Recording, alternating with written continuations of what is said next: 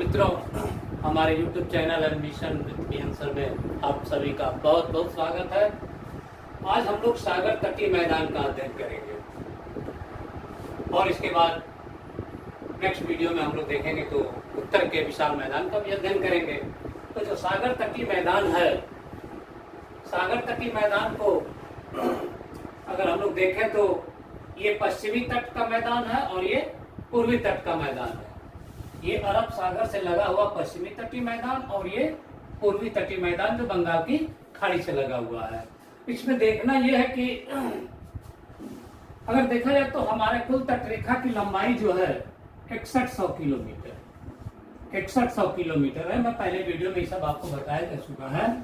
यहाँ गुजरात से लेकर के यहाँ तक 6100 किलोमीटर है। लेकिन अगर जो है अंडमान निकोबार द्वीप और लक्षद्वीप व अन्य छोटे छोटे द्वीप हैं, अगर उनको ले लिया जाए तो कुल लंबाई जो है तटरेखा की 7516 किलोमीटर है। ठीक है, ये सारी चीजें आपको पहले वीडियो में ही पढ़ाई जा चुकी है। अब जो है आपको तो ये देखना है कि जो है सागर तट का निर्माण एक्चुअल में देखिए, पूर्वी तटीय मैदान हो या पश्चिमी तटीय मैदान हो या पूर्वी तटीय मैदान, इन तटीय मैदानों का निर्माण नदियों द्वारा लाई गई मिट्टी से और सागरीय निक्षेपों से हुआ है। ऐसे क्या है कि तमाम सैकड़ों की संख्या में नदियां इधर भी हैं। ये नदियां काट करके मिट्टी ले आती हैं और ये जमा कर दिया इन लोगों ने। ये मिट्टी जमा कर दिया है नदियों ने। इधर जैसे महानदी है, गोदावरी है, कृष्णा है, पेन्नार है, कावेरी है, बैंगई है, ये तमाम नदियां हैं। इनको मिट्टी यहाँ जमा कर दिया। इसकी वजह से जो है दोनों साइड में जो है सागर तटीय मैदान का निर्माण हो गया।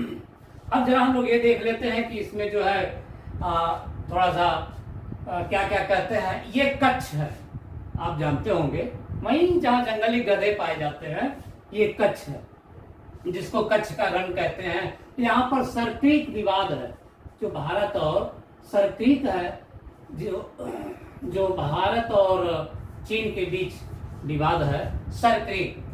इसको जो है हम लोग काठियावाड़ तट भी कहते हैं। गुजरात का ये वाला हिस्सा है, इसको हम लोग काठियावाड़ तट भी कहते हैं या गुजरात का तट, काठियावाड़ तट या गुजरात का तट कहते हैं। दमन से लेकर गोवा तक, देख रहे हैं, दमन से लेकर गोवा तक, इसको हम लोग कहते हैं कोंकण तट। क्या कहते हैं बेटा? कोंकण तट। कोंकण तट के बाद गोवा से लेकर मंगलुरु तक, इसको हम लोग कहते हैं कन्नड़ तट। कर्नाटका का तट भी कह सकते हैं, क्योंकि अधिकांश हिस्सा कर्नाटका का है इसमें। अब यहां से मंगलुरु से लेकर कन्याकुमारी तक मालाबार तक,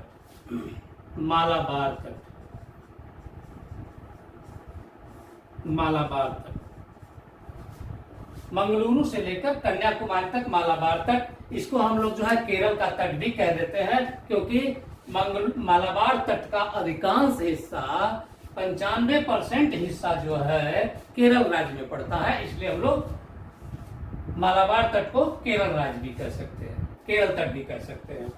अब देखिए, अगर देखा जाए तो यहाँ से एक नदी आती है इस तरह से, ये साबरमती नदी है। इसके बाद यहाँ से ये जो है ये माही नदी है। साबरमती नदी आपके जो है अहमदाबाद इसी के किनारे पर है। माही नदी जो है कर्क रेखा को 2 बार काटती है, आप लोग पहले से जानते होंगे। नदियों में आएंगे तो विशेष चर्चा होगी इस पर। इसके अलावा अगर देखा जाए तो यहाँ से ये जो है नर्मदा नदी है, जो अमरकंटक से निकल रही है। उसके बाद ये ताप्ती नदी है, जो बैतुल पठार से निकलती है।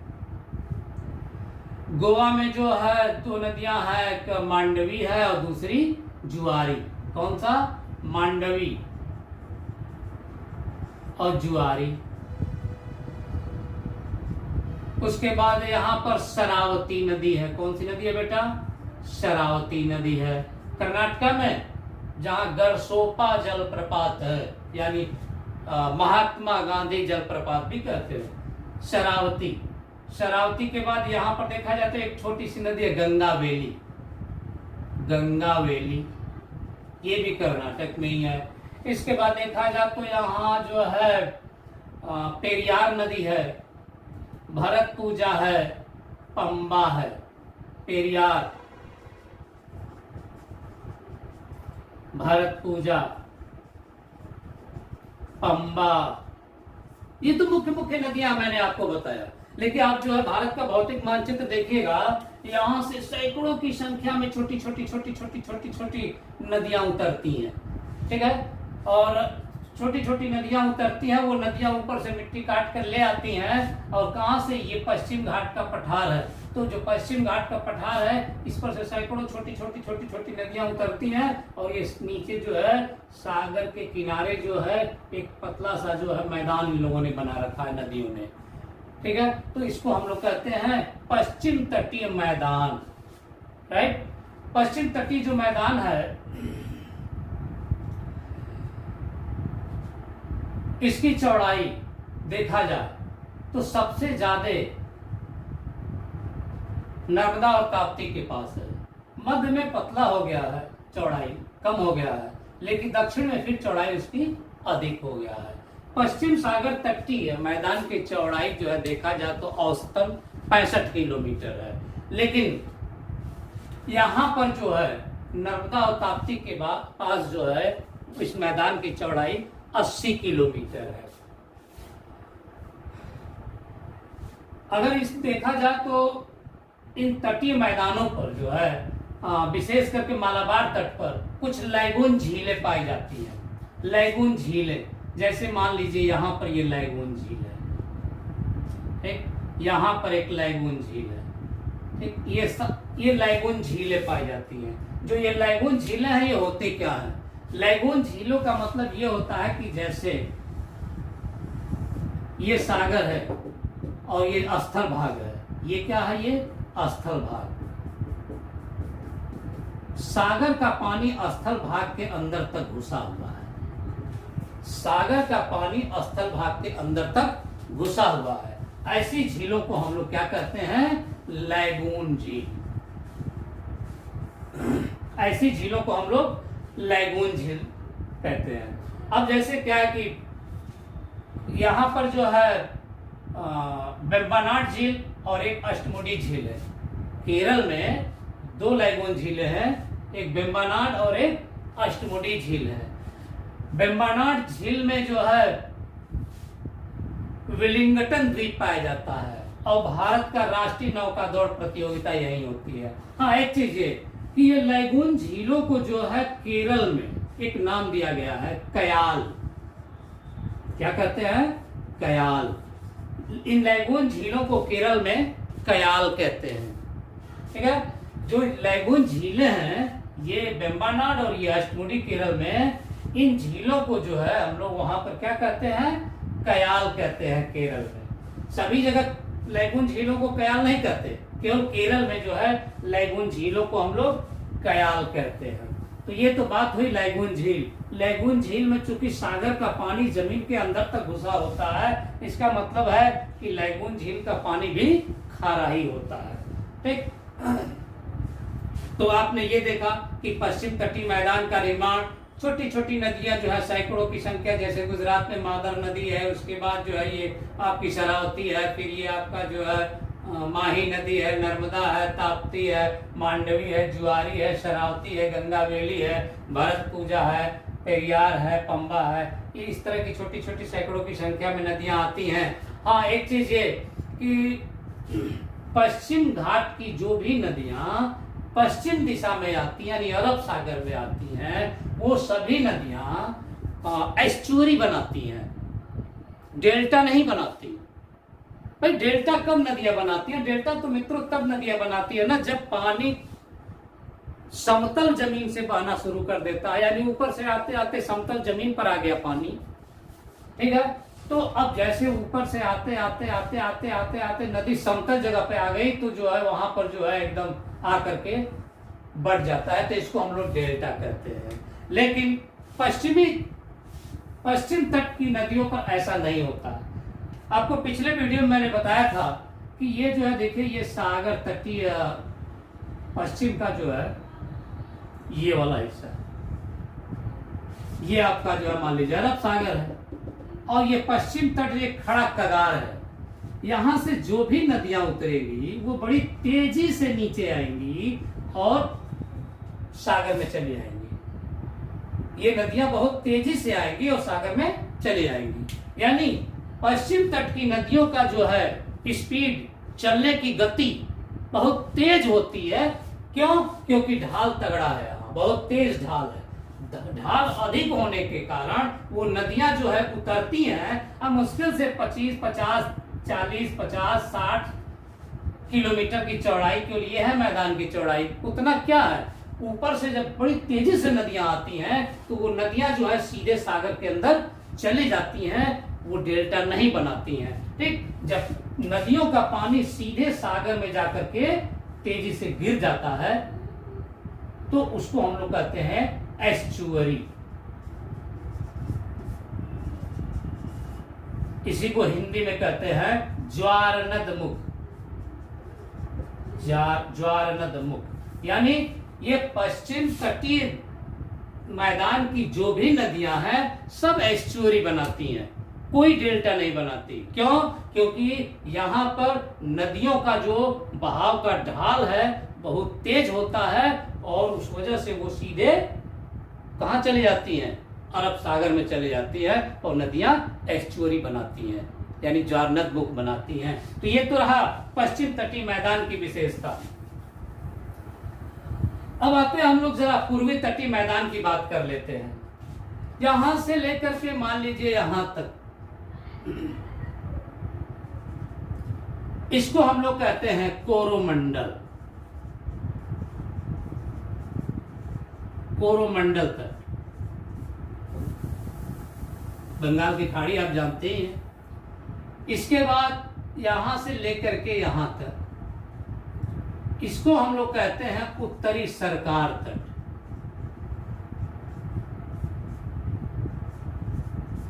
और ये उड़ीसा का क्षेत्र है, इसको हम लोग कहते हैं उत्कल तट। जनगण मन में उत्कल शब्द आता है, यही के लिए है उत्कल तट। तो पूर्वी तट पर देखा जाए तो पूर्वी तट को 3 भागों में बांटा गया है, कोरोमंडल तट, उत्तरी सरकार तट और उत्कल तट। उत्कल तट आपका उड़ीसा में, उत्तरी सरकार तट आपका आंध्र प्रदेश में, कोरोमंडल तट आपका तमिलनाडु में। लेकिन देखा जाए एक्चुअली तो यहां से ये आपकी जो है गोदावरी, ये आपका जो है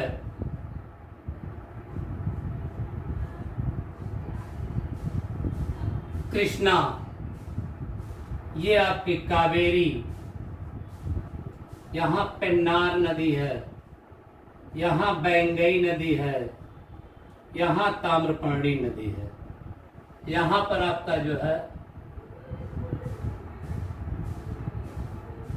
यहां पर आपका महानदी, इसके अलावा इधर स्वर्ण रेखा नदी भी है। ठीक है, तो इस तरह की ये नदियां हैं। स्वर्ण रेखा, बीच में ब्राह्मणी नदी है, महानदी, गोदावरी, कृष्णा, पेन्नार, कावेरी, इसके बाद बैंगई, उसके बाद ताम्रपर्णी। इन नदियों ने क्या किया कि मिट्टी ले आकर के ऊपर से काट करके और धीरे धीरे मिट्टी ले आकर के यहाँ भर दिया। पूर्वी तटीय मैदान की सबसे ज्यादा अगर चौड़ाई देखा जाए तो यहाँ पर है चेन्नई के पास। और इस पूर्वी तटीय मैदान को हम लोगों ने 3 भागों में बांट दिया, कोरोमंडल तट, उत्तरी सरकार तट और उत्कल तट। अगर एक्चुअल में देखा जाए तो कोरोमंडल तट जो है ये कृष्णा नदी है ना, कृष्णा नदी के दक्षिण में यहां तक कन्याकुमारी तक कोरोमंडल तट है। कृष्णा नदी के दक्षिण में यहां तक कोरोमंडल तट। और उत्तरी सरकार जो तट है कृष्णा और ये गोदावरी, कृष्णा और गोदावरी के बीच वाले हिस्से को ही उत्तरी सरकार तट कहा जाता है, और इस गोदावरी के उत्तर में उड़ीसा तक उत्कल तट कहा जाता है। लेकिन प्रश्न आपसे ऐसे भी पूछा जा सकता है कि आंध्र प्रदेश के तट को क्या कहते हैं? उत्तरी सरकार तट। उड़ीसा के तट को क्या कहते हैं? उत्कल तट। तमिलनाडु के तट को क्या कहते हैं? कोरोमंडल तट। केरल के तट को क्या कहते हैं? मालाबार तट। अरे भाई, ये मान लीजिए आपका, ये आपका क्या है? ये आपका, हाँ, ये केरल है, मंगलुरु से ना मालाबार तट है, यानी कि यहां से लेकर यहां तक का हिस्सा किसमें पड़ गया? कर्नाटक में। लेकिन प्रश्न आपसे ऐसे भी पूछा जा सकता है कि मालाबार तट किस राज्य के तट को कहते हैं? तो केरल तट को। तो थोड़ा सा प्रश्न आपको ऐसे भी तैयार रखना है कि तमिलनाडु के तट को क्या कहते हैं? कोरोमंडल तट। कर्नाटक के तट को क्या कहते हैं? तो कन्नड़ तट। महाराष्ट्र के तट को क्या कहते हैं? तो कोंकण तट। प्रश्न को ऐसे भी आपको याद रखना है। हम आते हैं पूर्वी तट की और थोड़ा चर्चा कर लेते हैं। पूर्वी तट पर भी कुछ लैगून झीलें पाई जाती हैं, जैसे उड़ीसा। उड़ीसा में यहां पर एक लैगून झील है जिसको हम लोग चिल्का कहते हैं। चिल्का, लेकिन इसको कयाल नहीं कहते। कयाल केवल केरल की लैगून झीलों को कहा जाता है, इतना याद रखिएगा। चिल्का ये भी एक लैगून झील है और भारत की सबसे बड़ी खारे पानी की झील है चिल्का। और यह जो है झींगा मछली पालन के लिए प्रसिद्ध है। झींगा मछली पालन के लिए प्रसिद्ध है चिल्का झील। कहाँ भैया? उड़ीसा में। उसी तरह देखा जाए, गोदावरी और कृष्णा के बीच में एक झील है, कोल्लेरू झील। कोल्लेरू ये भी जो है लैगून झील है, लेकिन अब जो है उसका मुंह बंद हो गया है। स्टेट गवर्नमेंट कभी कभी उसके मुंह को जो है खुलवा देते हैं। जैसे ये देख रहा मुख ना, जिससे सागर का पानी अंदर गया हुआ है, तो उसी तरह इसका सागर के निक्षेप के कारण इसका मुंह क्या हुआ? बंद हो गया है। ये कोल्लेरू झील गोदावरी और कृष्णा की डेल्टा के बीच में है। ये भी एक लैगून झील है। यहां पर पुलिकट झील है, ठीक है। यहां से मान लीजिए ये आपका जो है तमिलनाडु, तमिलनाडु के बाद इधर का ये इलाका आपका आंध्र प्रदेश। तो ये पुलिकट झील में जो है, ये लैगून झील है पुलिकट। पुलिकट झील में एक है श्रीहरिकोटा द्वीप है। श्रीहरिकोटा द्वीप,